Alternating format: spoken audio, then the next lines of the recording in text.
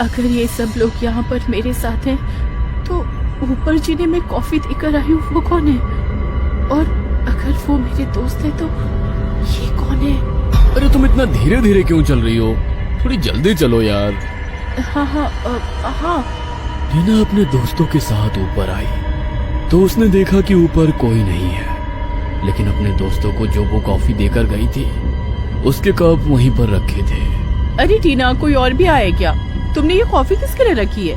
अरे रखी है नहीं, रखी थी, कब तो खाली है। ये सुनकर टीना के होश उड़ गए, लेकिन उसने किसी को कुछ नहीं बताया। उसने वो कप वहां से उठाए और कांपते हुए हाथों से उन्हें वहां से लेकर किचन में चली गई। मुझे तुम्हारी तबीयत कुछ ठीक नहीं लग रही, लाओ मैं तुम्हारी कुछ हेल्प करा देती हूँ। नहीं नहीं मुझे कुछ नहीं हुआ, मैं बिल्कुल ठीक हूँ। तुम जाओ, मैं बस अभी तुम लोगों के लिए कॉफी लेकर आती हूँ। ओके। टीना और वृंदा बाहर सबके लिए कॉफी लेकर आए। तभी आयुष ने अपने बैग से कुछ बोतल्स निकाली। अरे यार, तुम लोग भी कितने बोरिंग हो। न्यू ईयर की पार्टी में कोई कॉफी पीता है क्या? असली चीज तो मेरे पास है। ये सब तुम ही पियो, हमारे लिए तो यही ठीक है। आयुष और साहिल बैठकर ड्रिंक कर रहे थे और लड़कियां अपनी पार्टी एंजॉय कर रही थी। टीना ने सॉन्ग्स प्ले किए तो सब डांस करने लगे। तभी वृंदा के फोन पर उसके बॉयफ्रेंड की कॉल आई। हेलो हेलो, म्यूजिक बहुत लाउड है, आवाज नहीं आ रही। यार थोड़ी देर ये म्यूजिक बंद करो ना, कॉल आई है। अरे यार, इसे आज के दिन भी चैन नहीं है क्या? हम म्यूजिक बंद नहीं करने वाले, बाहर जाकर बात कर लो। हाँ ठीक है, मैं बालकनी में जाकर बात कर लेती हूँ। अरे यार नहीं, बालकनी में जाकर तुम बात नहीं कर सकती। अभी बाहर पेंट हुआ है ना, तो बालकनी में बहुत सारा सामान पड़ा है। तुम किचन में चली जाओ। वृंदा बात करने के लिए किचन में गई तो वहां पर भी उससे ठीक से आवाज नहीं आ रही थी। तो वो बिना किसी को बोले छत पर बात करने के लिए चली गई। अच्छा चलो ठीक है, मम्मी से बात कर लूंगी। अच्छा चलो, अब मैं फोन रखती हूँ, बहुत देर से ऊपर ही हूँ। अगर नहीं गई तो सब बोलेंगे पार्टी में आई ही क्यों थी। वृंदा ऐसा बोलकर कॉल कट करने ही वाली थी कि तभी वो नीचे जाने के लिए छत के पिछले हिस्से की तरफ मुड़ी। सामने ही मोक्ष द्वार था। वृंदा को लगा जैसे कोई उसे वहां से घूर कर देख रहा है। एक पल के लिए वृंदा मोक्ष द्वार के बारे में बिल्कुल ही भूल गई और ध्यान से नीचे की तरफ देखने लगी कि कौन उसे घूर रहा है। तभी उसने देखा कि मोक्ष द्वार के सामने एक औरत खड़ी है। उसने व्हाइट कलर का गाउन पहना है। पहले तो वृंदा को लगा कि वो कोई आम औरत है, लेकिन जब उसने उसे ध्यान से देखा तो उसके पैरों तले से जमीन ही खिसक गई। उसका चेहरा बुरी तरह से जला हुआ था, आंखों का मांस भी लटक कर नीचे आया हुआ था। वृंदा ने उसके पैरों की तरफ देखा तो वो उल्टी तरफ मुड़े हुए थे। वो बार बार अपनी गर्दन को घुमाते हुए वृंदा को ही देख रही थी। उसे देखकर वृंदा के होश उड़ गए और डर के मारे फोन उसके हाथ से नीचे गिर पड़ा। तभी पीछे से उसके कंधे पर किसी ने हाथ रखा तो डर के मारे उसकी चीख निकल गई। अरे क्या हो गया वृंदा, इस तरह चिल्ला क्यों रही हो? मैं हूँ, तुम तो इस तरह चिल्ला रही हो जैसे तुमने कोई भूत देख लिया हो। टीना की बात सुनकर वृंदा और ज्यादा डर गई और बिना कुछ बोले वहां से सीधे नीचे चली गई। अरे इसे क्या हो गया? और ये क्या? ये तो वृंदा का ही फोन है। लगता है फिर से इसकी लड़ाई हो गई। टीना उसका फोन उठाने के लिए नीचे झुकी। तभी रेलिंग के बीच के गैप से उसकी नजर बाहर चली गई और उसने भी वही देख लिया जो अभी अभी थोड़ी देर पहले वृंदा ने देखा था। वो समझ गई कि वृंदा बिना कुछ बोले वहां से क्यों चली गई, लेकिन डर के मारे उसके पैर वहीं जम गए। मोक्ष द्वार के सामने खड़ी उस भयानक आत्मा ने टीना की ओर मुस्कुराकर देखा और वो अपनी हड्डियों को मरोड़ती हुई आगे की ओर बढ़ने लगी। वो नजारा इतना भयानक था कि टीना की आंखें फटी की फटी रह गई। उसने हिम्मत करके वृंदा का फोन उठाया और आओ ताओ देखे बिना ही सीधे सीढ़ियों से भागती हुई नीचे गई और फ्लोर के गेट को लॉक कर दिया। वो बुरी तरह हाँफ रही थी। भरी सर्दी के मौसम में भी उसका पूरा शरीर पसीने से भीग चुका था। वो अचानक वृंदा पर चिल्लाई, तुम जानती थी ना कि ऊपर क्या है, उसके बाद भी मुझे नहीं बताया और खुद भागते हुए नीचे आ गई। Shame on you. मुझे माफ कर दो टीना, मैं इतनी ज्यादा डर गई थी कि कुछ बोल ही नहीं पाई। मुझे नहीं पता था कि यहाँ पर ऐसा कुछ होता है, वरना मैं ऊपर जाती ही नहीं। अरे क्या हो गया? ये क्या बातें कर रही हो तुम दोनों? वो सब मैं बाद में बताऊंगी तुम्हें, लेकिन अभी चेक करो कि कोई खिड़की या दरवाजा खुला तो नहीं है, और ये म्यूजिक बंद करके दुर्गा चालीसा या हनुमान चालीसा लगाओ प्लीज। अच्छा ठीक है, मैं दुर्गा चालीसा लगाता हूँ। साहिल, तुम जाकर सारी खिड़कियाँ चेक कर लो। हाँ ठीक है। साहिल ने जाकर देखा तो सारी खिड़कियां बंद थी और फ्लो का डोर भी टीना ने लॉक कर दिया था। आयुष बहुत देर तक दुर्गा चालीसा चलाने की कोशिश कर रहा था, लेकिन वो प्ले ही नहीं हुई। अरे क्या हुआ, तुम दुर्गा चालीसा क्यों नहीं चला रहे हो? अरे यार, मैं तो बहुत देर से चलाने की कोशिश कर रहा हूँ, लेकिन ये प्ले ही नहीं हो रही। सिर्फ यही नहीं, हनुमान चालीसा भी प्ले नहीं हो रही। मुझे यहाँ पर रहने आना ही नहीं चाहिए था, बहुत बुरी फंस गई मैं तो यहाँ पर आकर। देखो, जब तक सुबह नहीं हो जाती तब तक कोई भी यहाँ से कहीं नहीं जाएगा, और ना ही घर का कोई खिड़की या दरवाजा खुलेगा। घर में गंगा जल रखा है तो मैं घर में छिड़काव कर देती हूँ। अरे लेकिन कोई बताएगा कि हुआ क्या? प्लीज अभी मत पूछो। उन दोनों की हालत देखकर सब इतना तो समझ गए थे कि कुछ ना कुछ अजीब जरूर हुआ है।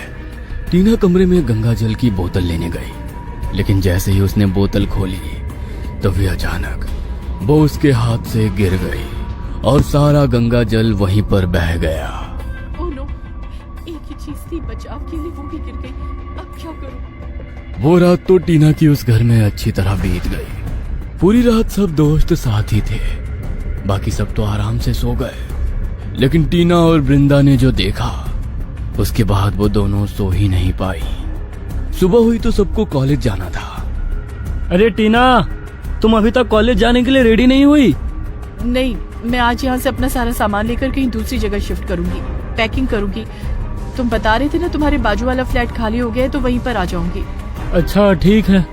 सब वहां से कॉलेज चले गए और टीना अपना सामान पैक करने लगी। पूरे दिन लगाकर उसने सारा सामान पैक किया। सर्दियों के दिन थे तो अंधेरा जल्दी हो गया। टीना अपना सामान पैक करके वहां से निकल ही रही थी कि तभी उसे बालकनी से वही पायलों की छन छन सुनाई दी। उसकी हिम्मत नहीं थी कि वो पीछे मुड़कर देखे, लेकिन इससे पहले कि वो अपनी नजरें पीछे घुमाती, वही औरत जिसे उसने और वृंदा ने कल रात देखा था उसके सामने आकर खड़ी हो गई और अपनी गर्दन को उसी तरह से घुमाने लगी और टीना को देखकर भयानक तरीके से मुस्कुराई। डर के मारे टीना अपने कदम पीछे लेने लगी, तभी टेबल से उसका पैर टकराया और वो नीचे गिर गई। नहीं नहीं नहीं नहीं, आज तो टीना तुम्हारे बाजू वाले फ्लैट में शिफ्ट होने वाली थी ना। अब तक तो उसने सारी पैकिंग कर ली होगी, तो चलो उसके घर चलते। वैसे भी उसने कहा था कि वो एक और रात भी उस घर में नहीं रुकेगी, तो चलो चलते हैं, शिफ्टिंग में उसकी मदद कर देंगे। हाँ, लेकिन एक बार उससे कॉल करके पूछ तो लो, क्या पता अभी तक पैकिंग ना हुई हो। ठीक है, एक बार कॉल करके पूछ लेता हूँ।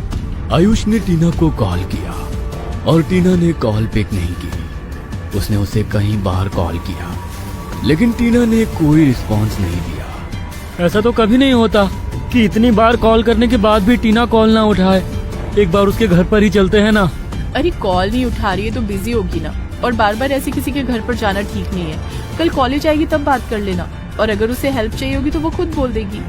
या वृंदा इज राइट, वैसे भी अंधेरा हो गया, अपने घर ही चलते हैं। उन्हें लगा कि शायद टीना बिजी होगी, लेकिन वृंदा कहीं ना कहीं समझ रही थी कि कुछ ना कुछ अजीब हुआ है, लेकिन फिर भी डर के मारे वो टीना के घर नहीं जाना चाहती थी। इसलिए उसने बाकी सबको भी जाने के लिए मना कर दिया। अगले दिन सब कॉलेज आए, लेकिन टीना कॉलेज नहीं आई। अरे कल टीना ने कॉल भी रिसीव नहीं की और कॉल बैक भी नहीं की, और आज वो कॉलेज भी नहीं आई। कहीं उसकी तबीयत तो खराब नहीं हो गई?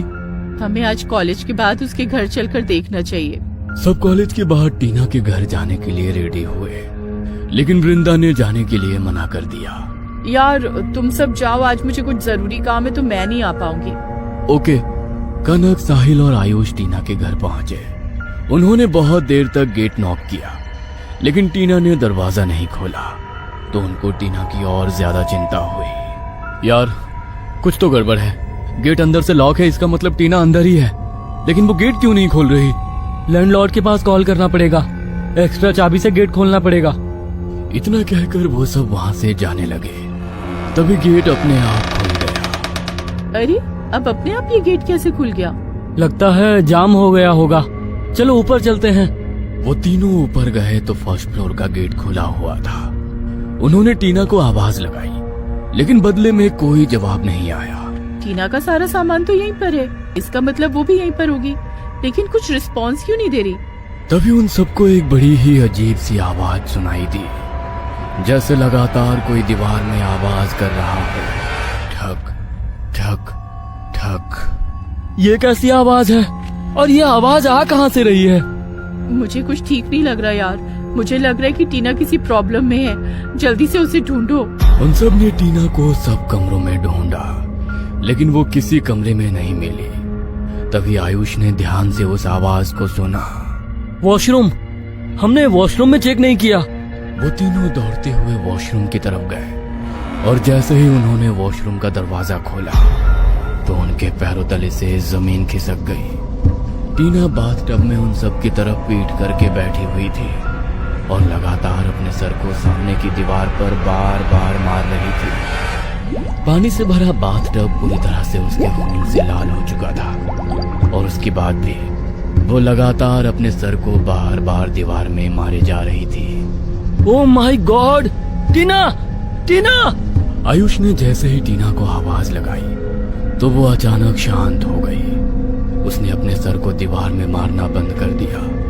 तभी फिर से आयुष ने उसे आवाज लगाई, टीना! आखिर ये क्या कर रही हो तुम? टीना टीना! इस बार आयुष की आवाज पर टीना पीछे मुड़ी तो उसकी हालत देखकर उन तीनों के रोंगटे खड़े हो गए। उसका पूरा चेहरा खून से सना हुआ था, सर का मांस बाहर को निकल कर आ चुका था, लेकिन फिर भी वो उन्हें देखकर मुस्कुरा रही थी। उसकी ऐसी हालत देखकर उन तीनों की आत्मा मानो उनके शरीर से निकल गई हो। आज से पहले उन्होंने कभी अपनी जिंदगी में ऐसा खौफनाक दृश्य नहीं देखा था। वो उठकर उन तीनों की ओर बढ़ने लगी। डर के मारे उन तीनों की सांसें तेज हो गई। तभी बाथटब से बाहर निकलते हुए टीना का पैर फिसला और वो बाथटब में ही गिर पड़ी। पकड़ो इसे और हॉस्पिटल लेकर चलो, इसकी हालत बिल्कुल भी ठीक नहीं है। अगर ये और थोड़ी देर यहाँ पर रही तो पता नहीं हम इसे बचा भी पाएंगे या नहीं। उसकी हालत देखकर तीनों बहुत घबराए हुए थे। उन्होंने उसे उठाया और जल्दी से हॉस्पिटल लेकर गए। उसकी ऐसी हालत देखकर डॉक्टर भी घबरा गए और उसे इमरजेंसी वार्ड में शिफ्ट कर दिया। कुछ देर बाद डॉक्टर बाहर आए। वो ठीक तो है ना डॉक्टर? उसे कुछ हुआ तो नहीं है? ठीक तो है, लेकिन समझ में नहीं आ रहा कि आखिर इसने खुद अपनी ऐसी हालत कैसे की। ऐसा केस तो मैंने पहली बार देखा है। और इसकी फैमिली कहाँ है? सर वो तो यहाँ नहीं रहते, हम सब लोग अपने मास्टर्स के लिए यहाँ पर आए हैं और फैमिली से अलग रहते हैं। अच्छा, लेकिन इसकी फैमिली को इन्फॉर्म करो और यहाँ पर बुलाओ, क्योंकि इसे अकेले छोड़ना बिल्कुल भी ठीक नहीं है। अगर इसने फिर से एक बार और ऐसा कर लिया तो इसे बचाना बहुत मुश्किल हो जाएगा। हाँ, हम आज ही इसकी फैमिली को इन्फॉर्म कर देंगे सर। डॉक्टर वहां से चले गए और आयुष ने टीना के फोन से उसके घर पर फोन किया और उसके घर वालों को बताया कि टीना की तबीयत बहुत खराब है। ये सुनकर उसकी माँ और पिताजी उसी दिन बेंगलोर आ गए। कुछ दिन बाद टीना को हॉस्पिटल से छुट्टी मिली। उसके मम्मी पापा उसे लेकर उसी घर में आ गए। वृंदा के अलावा किसी को भी नहीं पता था कि उस रात उनके साथ क्या हुआ था, लेकिन फिर भी उसने किसी को कुछ नहीं बताया। घर में कुछ दिन बीते। टीना की माँ को उसका बर्ताव बहुत अजीब लगा। टीना कभी भी गुमसुम और सहमी सहमी सी नहीं रहती थी, लेकिन जब से उसके मम्मी पापा उसे अस्पताल से घर लेकर आए थे वो किसी से कुछ बात ही नहीं कर रही थी।